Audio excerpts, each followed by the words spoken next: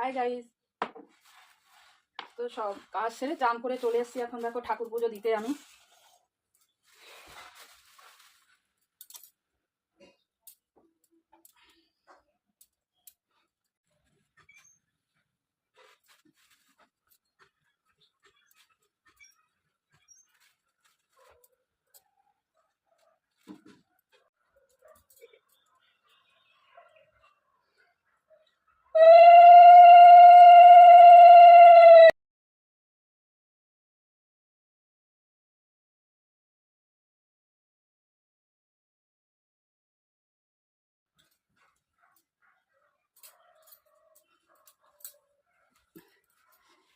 তো চলো, ঠাকুর পুজো দেওয়া হয়ে গেল। আর আজকে এখন যাব রান্না করতে। এখনো রান্না করিনি, সকাল থেকে কালকে বাসি খিচুড়ি ছিল, তো সেগুলোই খাওয়াবে। আর আমি